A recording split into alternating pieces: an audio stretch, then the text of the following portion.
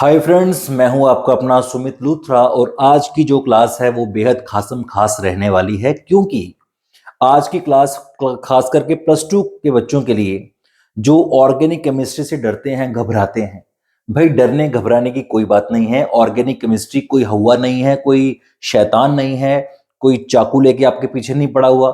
ठीक है, आराम से करिए। बड़ी आसान सी केमिस्ट्री है ऑर्गेनिक केमिस्ट्री। ऑर्गेनिक केमिस्ट्री का जब हम लेते हैं क्लास में टेस्ट, तो बच्चे देना तो चाहते हैं बेस्ट, लेकिन हो जाते हैं फेल। कारण कारण है सही स्ट्रेटजी का पता ना होना, सही प्लानिंग से एक ऑर्गेनिक केमिस्ट्री ना पढ़ना। तो इसी चीज को ध्यान में रखते हुए मैंने ये वीडियो बनाने का फैसला किया है कि आज की जो वीडियो का टाइटल है वो है how to learn organic chemistry class 12। बच्चों में पोटेंशियल है, बच्चे इसको बड़े अच्छे से पढ़ सकते हैं, लेकिन एक सही रास्ता पता ना हो पाना सबसे बड़ा बैरियर है, सबसे बड़ा रेड फ्लैग है। ऑर्गेनिक केमिस्ट्री के मार्क्स गेन नहीं हो पा रहे हैं बच्चों के। ठीक है, तो मुझे इस वजह से जरूरत महसूस हुई कि किस तरीके से बच्चों को प्लान फॉलो करना चाहिए ऑर्गेनिक केमिस्ट्री को पकड़ पाने के लिए। तो चलिए स्टार्टिंग करते हैं। मैं आपको इस वीडियो के अंदर 6-7 स्टेप्स बताऊंगा। अगर आपने उन 6-7 स्टेप्स को फॉलो कर लिया तो आप most of the questions solve कर लेंगे केमिस्ट्री के क्वेश्चन पेपर में से। ठीक है, बाकी 100% लेने के लिए आपको फुल फ्लेज स्टडी की जरूरत पड़ेगी, लेकिन उसके लिए भी ये स्टेप्स बड़े काम के हैं। चलिए बात करते हैं इन स्टेप्स के अंदर। पहला स्टेप है कि नेम रिएक्शंस जो हैं ऑर्गेनिक केमिस्ट्री के अंदर, हमारी जो एनसीईआरटी की बुक है या फिर कोई और बुक है, प्लस टू क्लास का सिलेबस है, उसमें नेम रिएक्शंस बहुत ज्यादा हैं। तो उनको याद करने का राइट वे क्या है उनको समझने का तरीका क्या है, उनको पढ़ने का तरीका, जिससे हम सारे के सारे नेम रिएक्शंस चुटकी बजाते ही फटाफट याद कर लें। और नेम रिएक्शन में से बहुत सारा पेपर आता है। आप इस बात से डिसएग्री नहीं होंगे कि नेम रिएक्शन से बहुत सारे क्वेश्चंस पेपर में पूछे जाते हैं, डायरेक्टली और इनडायरेक्टली। ठीक है, डायरेक्टली और इनडायरेक्टली। कई बार तो डायरेक्टली बोल देते हैं भाई फलाना रिएक्शन लिख के दिखाओ। ठीक है, लेकिन कई बार वो घुमा के क्वेश्चन पूछते हैं जिसमें रिएक्शन का नाम नहीं बताया जाता है, लेकिन दरअसल वो नेम रिएक्शन का ही हिस्सा होता है। ठीक है, तो उसको करने का सही तरीका क्या है? तो उसको करने का बेटा सबसे बढ़िया और आसान तरीका है कि आप लोग क्या करें, नेम रिएक्शंस की कैटेगरीज बना लीजिए। ठीक है, कैटेगरीज।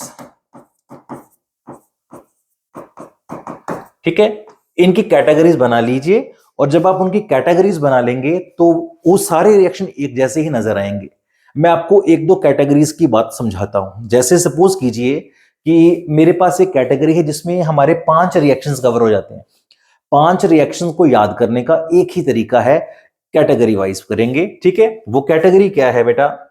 उसमें आता है हमारे पास पहली कैटेगरी है 1। ठीक है, तो इसके अंदर हमारे पास जो पहला रिएक्शन है वो है RX plus 2Na plus XR, और ड्राई ईथर की प्रेजेंस में ये बना देगा RR। और ये जो हमारे पास है, ये जो हमारे पास है X और 2Na, ये बाहर आ जाएगा। ठीक है, और हमारे पास क्या बचेगा बेटा? हमारे पास बचेगा 2NaX। ठीक है, एक ये रिएक्शन हो गया।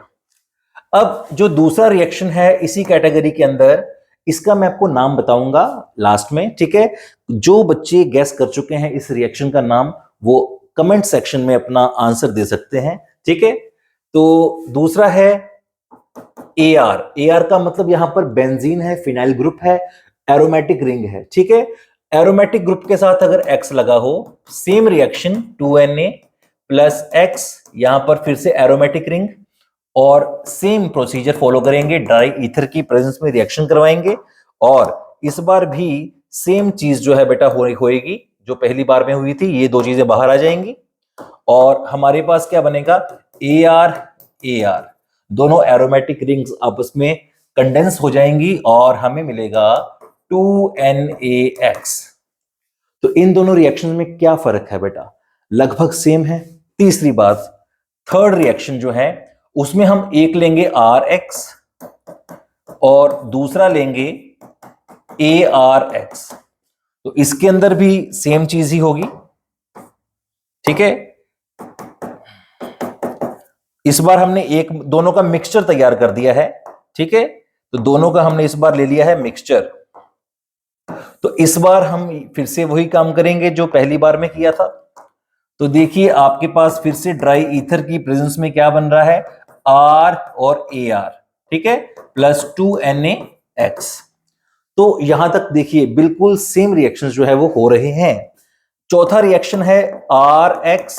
इस बार सोडियम की जगह हम लेंगे कॉपर +XR और ड्राई ईथर की प्रेजेंस में ये बन जाएगा RR +CuX2। यहां पर X जरूरी है कि आयोडीन ही होना चाहिए और कोई नहीं होना चाहिए, ठीक है। इसमें आयोडीन का होना ही जरूरी है। बाकी सारा जो प्रोसेस है वो पहले जैसे ही हम फॉलो कर रहे हैं। देखिए बिल्कुल सेम कैटेगरी के रिएक्शंस ये हैं हमारे पास, ठीक है।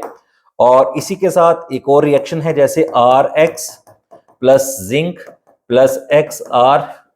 यहां पर भी ड्राई ईथर डालेंगे तो हमें मिल जाएगा RR +ZnX2, ठीक है। तो ये जो 5 के 5 रिएक्शंस हैं, आप इसको भी देख पाएंगे तो आपको समझ आ जाएगी कि ये भी सेम कैटेगरी का ही रिएक्शन है, ठीक है।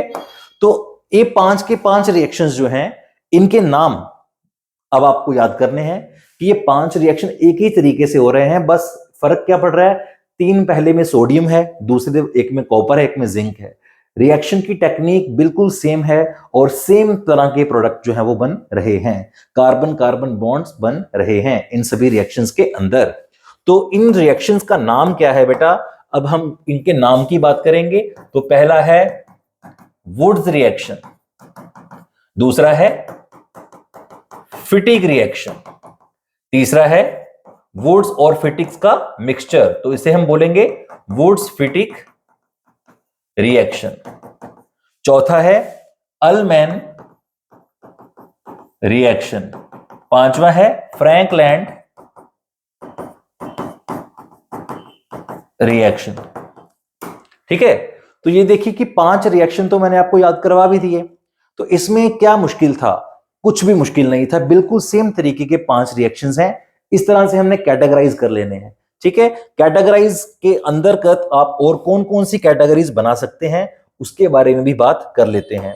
इसके अलावा बेटा आप क्या क्या कैटेगरीज बना सकते हैं, आप कैटेगरी बना सकते हैं एक फिंकलस्टीन की, फिंकलस्टीन रिएक्शन और स्वार्ट्स रिएक्शन। इन रिएक्शंस के अंदर क्या होता है, दोनों के अंदर सेम प्रोसेस फॉलो होता है हैलोजन एक्सचेंज का, हैलोजन एक्सचेंज का, ठीक है।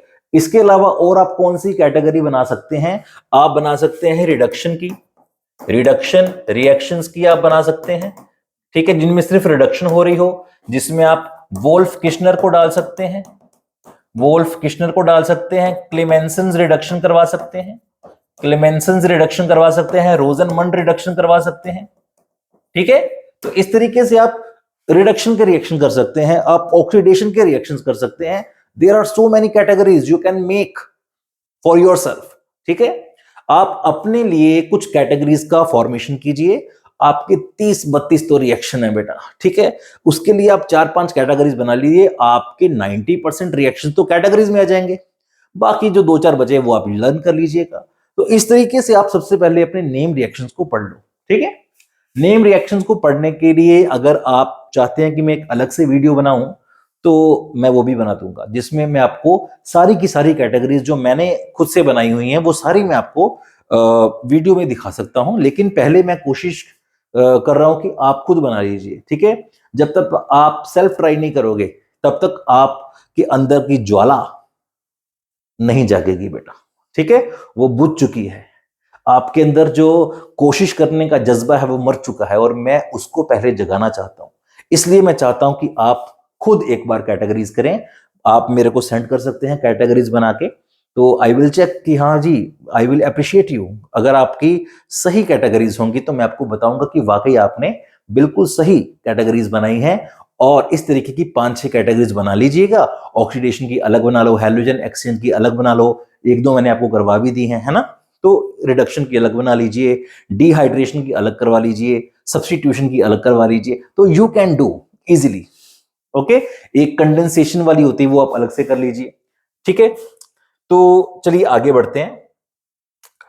हमारी जो नेक्स्ट है बेटा वो है, अगला स्टेप है कि बेटा ऑर्गेनिक रिएक्शंस को समझने के लिए, उनको उनकी समझ को आसान बनाने के लिए हमें पहले उनके अंदर जो रिएजेंट्स हम यूज करते हैं, ठीक है, जो हम रिएजेंट्स यूज करते हैं उनका नेचर नहीं पता होता है हम लोगों को कि कौन सा रिएजेंट क्या करता है, ठीक है, कौन सा रिएजेंट क्या करता है, उनके काम क्या है। क्योंकि अगर हमें उनका नेचर समझ आ गया ना बेटा, तो समझ लो कि हमने उनकी अंतर आत्मा पकड़ ली और अब हमारे हाथ में है सारे रिएक्शंस करना, ठीक है। तो आपको सबसे पहले रिएजेंट्स को समझना होगा, रिएजेंट्स का नेचर समझना होगा। अगर आपने उनका नेचर समझ लिया, then you will be able to do anything, ठीक है, then you will be able to do anything. जैसे हमारे पास कुछ होते हैं ऑक्सीडाइजिंग एजेंट्स, ऑक्सीडाइजिंग एजेंट्स होते हैं, वो कितने तरह के हैं, कौन कौन से हैं, ये आपको एक लिस्ट बना लेनी है, ठीक है। उसके बाद कितने आपके पास रिड्यूसिंग एजेंट्स हैं, उनकी भी आपको लिस्ट बना लेनी है, ठीक है। कितने आपके पास डिहाइड्रेटिंग एजेंट्स हैं, उनकी भी आपको लिस्ट बना लेनी है, ओके। तो आपने क्या करना है कि इस तरीके से एजेंट्स की लिस्ट बनानी है कि जैसे ऑक्सीडाइजिंग एजेंट हैं, ये दो कैटेगरीज में बेटा दोबारा से डिवाइड किए जाते हैं, एक होते हैं स्ट्रॉन्ग और दूसरे होते हैं माइल्ड। जैसे स्ट्रॉन्ग की अगर हम बात करें तो स्ट्रॉन्ग में आ जाएगा हमारे पास KMnO4, K2Cr2O7 in acidic medium, HNO3, ठीक है, तो ये सारे स्ट्रॉन्ग होते हैं। माइल्ड की अगर हम बात करें तो उसमें PCC आ जाता है, PDC आ जाता है, टॉलेंस रिएजेंट आ जाता है, ठीक है, इसमें फेहलिंग सोल्यूशन आ जाता है, इसमें बेनेडिक्ट सोल्यूशन आ जाता है, इसमें ओजोन आ जाता है। तो ये सारे माइल्ड ऑक्सीडाइजिंग एजेंट माने गए हैं। अगर हम रिड्यूसिंग एजेंट्स की बात करें तो रिड्यूसिंग एजेंट में एक बड़ा स्ट्रॉन्ग रिड्यूसिंग एजेंट है लिथियम एल्यूमिनियम हाइड्राइड, ठीक है, एक वीक है NaBH4। इसके अलावा रेड फॉस्फोरस और HI का मिश्रण होता है, हाइड्रोजन प्लस कैटलिस्ट का एक मिक्सचरन होता है, एक होता है हमारे पास सोडियम प्लस इथानॉल। ये सारे बड़े अच्छे रिड्यूसिंग एजेंट्स हैं, ठीक है, all these are good reducing agents. ये सारे क्या है, माइल्ड ऑक्सीडाइजिंग एजेंट्स, ये क्या है, स्ट्रॉन्ग ऑक्सीडाइजिंग एजेंट्स। तो इस तरीके से ये सारे के सारे जो है एजेंट्स आपको याद करने पड़ेंगे। जैसे डिहाइड्रेटिंग एजेंट के केस में हम कॉन्सेंट्रेटेड H2SO4 को बोलते हैं कि ये बड़ा जबरदस्त डिहाइड्रेटिंग एजेंट है। P4O10 हो गया, कैल्शियम ऑक्साइड हो गया। तो ये इनका नेचर आपको समझना होगा कि कौन सा रिएजेंट क्या करता है, उसका काम क्या है, कौन सा वाला मतलब ऑक्सीडाइज करेगा, कौन सा वाला रिड्यूस करेगा, किसको कहां तक लेके जाएगा। तो ये छोटी छोटी चीजें आपको समझ होनी चाहिए, ठीक है। दो चीजें समझ लग गई, पहला नेम रिएक्शन की कैटेगरीज बना लीजिए, दूसरा रिएजेंट को इस तरह से कैटेगराइज करके उनको समझना इज वेरी इंपॉर्टेंट। अगर आप इनको समझ लेंगे तो समझ लीजिए कि आपने ऑर्गेनिक केमिस्ट्री को की बाह को पकड़ लिया, ओके। आगे बढ़ते हैं बेटा। नेक्स्ट हमारा बेहद इंपॉर्टेंट स्टेप है रिजल्ट्स ऑफ डिस्टिंग्विशिंग टेस्ट्स।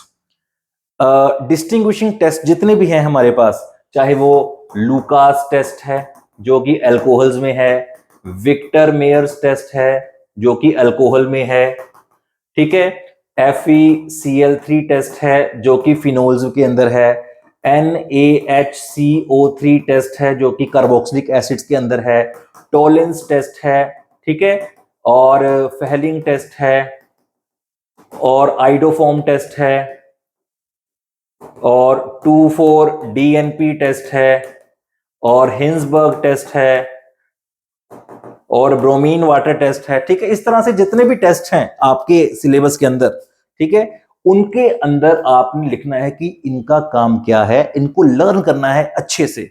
अच्छे से का मतलब ये हो गया कि जैसे लुकास टेस्टिस का काम है प्राइमरी, सेकेंडरी और टर्शरी अल्कोहल्स को डिस्टिंग्विश करना, ठीक है, ये चीज आपने पढ़ लेनी है। उसके बाद विक्टर मेयर टेस्ट का काम भी सेम ही है, FeCl3 फिनोल्स के लिए यूज किया जाता है। ये इसमें कार्बन डाइऑक्साइड निकलेगी, ब्रिस्क एफरसेंस होगी, तो जिसकी वजह से कार्बोक्सिलिक एसिड है कि नहीं है इसके बारे में पता चल जाएगा। टॉलेंस रिएजेंट जो है उसकी सिल्वर मिरर बनेगी, ठीक है, और इन सब की इक्वेशंस को आपको लर्न करना है, ठीक है। तो इस तरीके से आप एक दिन लगाइए और इस दिन के अंदर आप ये वाला काम कर लीजिए, ठीक है। अगर आपको ये चीजें क्लियर हो गई तो बेटा बहुत सारे क्वेश्चंस आप सॉल्व कर पाओगे, वेरी मच, ठीक है। बहुत सारे आप क्वेश्चन सॉल्व कर लोगे, डायरेक्ट और इनडायरेक्ट बहुत सारे तरीकों से सवाल इसमें से पूछे जाते हैं, तो आप ये काम भी लगे हाथ कर लीजिए। तो अभी तक आपने 3 स्टेप्स जो है वो समझ लिए होंगे। बढ़ते हैं अगले स्टेप की तरफ, इंक्रीजिंग डिक्रीजिंग ऑर्डर्स। ये डायरेक्ट क्वेश्चन आ जाता है, कई बार डायरेक्ट क्वेश्चन आ जाता है, ठीक है। क्वेश्चन क्या होता है कि हमें ऑर्डर्स में अरेंज करना होता है या हमें दो चीजों के बीच का कंपैरिजन पूछा जाता है, ठीक है। जैसे हमसे किसी ने पूछ लिया कि ये है हमारे पास फिनॉल, ये है हमारे पास सिरसॉल और ये है हमारे पास नाइट्रोफिनॉल या ऑर्थो नाइट्रोफिनॉल। तो इन तीनों को अरेंज कीजिए in increasing order of their acidity, ठीक है, एसिडिक स्ट्रेंथ। तो एसिडिक स्ट्रेंथ के हिसाब से इनको आपने अरेंज करना है। तो आपको इस तरह के जो जितने भी ऑर्डर्स हैं उनके पीछे का लॉजिक, उनके पीछे का रीजन, उनके पीछे के कारण और जिस तरह से वो बदलाव ला रहे हैं उसकी प्रॉपर नॉलेज होनी चाहिए। उसके लिए आप पढ़िए इस चीज को, ठीक है। कौन कौन से ऑर्डर्स आपको याद करने हैं? एक तो आप एसिडिक स्ट्रेंथ याद कर लीजिए, एसिडिक स्ट्रेंथ याद कर लीजिए, बेसिक स्ट्रेंथ याद कर लीजिए अच्छे से, रिएक्टिविटी याद कर लीजिए, रिएक्टिविटी के ऑर्डर्स याद कर लीजिए, बॉइलिंग पॉइंट, मेल्टिंग पॉइंट के ऑर्डर याद कर लीजिए, सॉल्युबिलिटी के ऑर्डर याद कर लीजिए, स्टेबिलिटी के ऑर्डर याद कर लीजिए। तो इस तरीके से ये आप चीजें कर लीजिए, ठीक है। ये ऑर्डर्स आपको पता होना चाहिए कि क्या क्या हैं, ठीक है। अगर हम बात करें हैलो अल्केन्स की तो प्राइमरी, सेकेंडरी और टर्शियरी में से कौन से ज्यादा रिएक्टिव हैं आपको पता होना चाहिए। एल्डिहाइड और कीटोन में से nucleophilic substitution reaction, nucleophilic addition reaction कौन करता है ये आपको पता होना चाहिए, ठीक है। कब कब इसकी एसिडिटी गिरेगी, कब कब इसकी एसिडिटी बढ़ेगी, इनके अंदर कौन कौन सी इंपॉर्टेंट चीजें हैं जो आपको समझ होनी चाहिए जिन चीजों की, ये सारा कुछ आपको अच्छे से पता होना चाहिए। तो ये वाला स्टेप बड़ा आसान सा है, आप 1-2 घंटों में, 1 घंटे में आप कर सकते हो। मेरे को लगता है अगर आपका दिमाग वाकई शार्प है तो आप 1 घंटे के अंदर अंदर ये सारा काम कर लोगे। कुछ भी नहीं है, कुछ भी नहीं है बेटा, ठीक है। आगे बढ़ते हैं। हाँ, ये एक बड़ा इंपॉर्टेंट फैक्टर है भाई, रिएक्शन के मैकेनिज्म्स को याद रखना। अब कौन कौन से मैकेनिज्म आप अच्छे से पढ़ के जाएंगे, आप SN1 SN2 पढ़ लीजिए, ठीक है। आप डिहाइड्रेशन ऑफ अल्कोहल का पढ़ लीजिए, आप इलेक्ट्रोफिलिक एडिशन इन एरोमेटिक्स पढ़ लीजिए, ठीक है। आप इसके अलावा पढ़ लीजिए E1 E2 का पढ़ लीजिए, राइमर टाइमन का रिएक्शन का मैकेनिज्म पढ़ लीजिए, कोब का रिएक्शन का मैकेनिज्म पढ़ लीजिए, कैनाजीरो का पढ़ लीजिए। तो आप पढ़ सकते हैं ये मैकेनिज्म्स और इनके बीच के क्या डिफरेंसेस हैं, ये आपको पढ़ना बेहद जरूरी होगा। इसके बाद हमारे पास जो नेक्स्ट है वो है, जो मैं एक और आपको टिप देना चाहता हूं कि आप ना इसमें कुछ रूल्स होते हैं, ठीक है। रूल्स के मुताबिक रिएक्शन का प्रोडक्ट बनाएंगे आप, ठीक है। वो रूल्स जैसे हो गया हमारे पास मार्कोनिकोव्स रूल हो गया, मार्कोनिकोव्स रूल, ठीक है, ये आप अच्छे से पढ़ लीजिएगा। एंटी मार्कोनिकोव रूल, ये आप अच्छे से पढ़ लीजिएगा। सेट्जेफ रूल, ये आप अच्छे से पढ़ लीजिएगा। इसके अलावा पोपोफ रूल हो गया जैसे, ठीक है, पोपोफ रूल हो गया, ये आप अच्छे से पढ़ लीजिएगा। ये चीजें अगर आप पढ़ लेंगे तो आपको प्रोडक्ट फॉर्मेशन में आसानी होगी। जो इनकम्प्लीट रिएक्शंस होते हैं उनको कंप्लीट करने के लिए कई बार उसमें रूल लग रहा होता है, इनमें कुछ एक्सेप्शंस भी होती है, जैसे कि ये जो रूल है हमारा एंटी मार्कोनिकोव रूल, ये सिर्फ और सिर्फ HBr ही शो करेगा, ठीक है।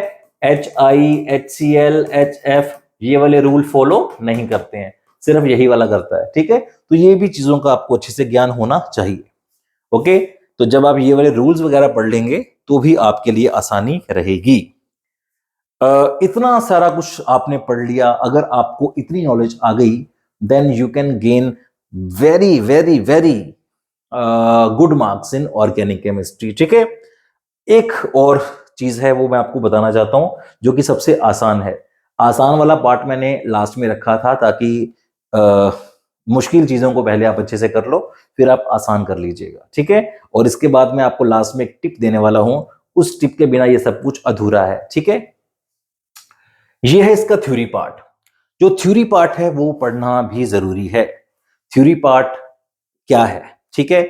इसमें आपके पास कई बार यूजेस आ जाते हैं, ठीक है, कि फिनोल के यूजेस कहां पर हैं, फॉर्मेल्डिहाइड कहां कहां पर इस्तेमाल किया जाता है, डीडीटी के यूजेस क्या हैं, फ्रियॉन्स के यूजेस क्या हैं। तो आपके पास यूजेस वगैरह आपको आने चाहिए। ये थ्योरी पार्ट है, ये ज्यादा कोई मुश्किल वाली बात नहीं है। हाँ, लेकिन पढ़ने में जरूर टाइम लगता है। तो एक आप यूजेस को अच्छे से पढ़ लीजिए, एक वाई वाले क्वेश्चंस कर लीजिए। Why why ether is ether can be cleaved with base but not with acid, ठीक है, बट नॉट विद एसिड। तो इस तरह के जो सवाल होते हैं, ठीक है, ये भी आपको पढ़ लेने चाहिए, ठीक है। Why haloalkanes are more reactive than haloarenes, ठीक है। तो इस तरह के जो थ्योरी पार्ट वाले क्वेश्चंस होते हैं, ठीक है। Why it is necessary to remove peroxides, ठीक है, before heating ethers, before heating ethers. Glacial acetic acid क्या है, डीनेचुरल अल्कोहल क्या है। तो इस तरीके के जो क्वेश्चंस आते हैं, जैसे एक बड़ा फेमस क्वेश्चन है why carboxylic acids do not show Friedel crafts reaction, ठीक है। तो ये चीजें जो हैं ये भी आपको पता होनी चाहिए। ओके, तो इस तरीके से अगर आप ऑर्गेनिक केमिस्ट्री को स्टडी करना शुरू करेंगे तो मैं आपसे प्रॉमिस करता हूं कि आप बहुत अच्छे मार्क्स ले सकते हैं ऑर्गेनिक केमिस्ट्री में। ऑर्गेनिक केमिस्ट्री को का डर जो है वो आप भगाइए अपने मन से। और जहां तक आपको मेरी हेल्प की जरूरत है, आप टेक्स्ट मैसेज कर दीजिएगा, आप कमेंट कर दीजिएगा, आप इंस्टाग्राम पे मैसेज कर सकते हैं, व्हाट्सएप पे कर सकते हैं, फोन कर सकते हैं। एनी टाइम मत कीजिएगा, दिन के टाइम ही कीजिएगा, ठीक है। और किसी भी तरह की कोई अगर आप और वीडियो बनवाना चाहते हैं तो आप उसका भी कमेंट सेक्शन में आंसर दे दीजिए, मैं आपके लिए उसी टॉपिक के ऊपर वीडियोस बनाऊंगा।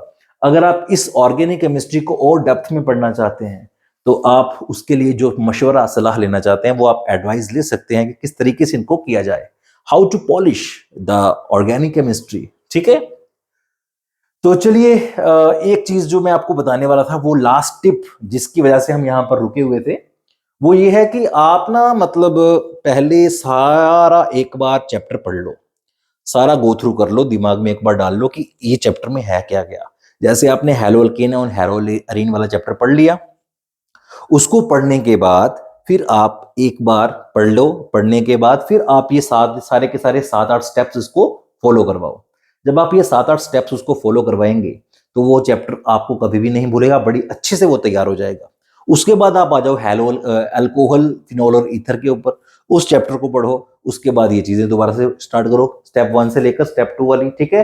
ये जो मैंने आपको सारी की सारी स्टेप्स करवाए हैं, ठीक है। तो इन सारे स्टेप्स को दोबारा से आप पढ़ना शुरू करो, उसके नेम रिएक्शंस, उसके मैकेनिज्म्स, उसके ऑर्डर्स, उसका थ्योरी पार्ट, उसके अंदर जो जो यूज हो रहे हैं रिएजेंट्स, वो सारा कुछ आप पढ़ लीजिए।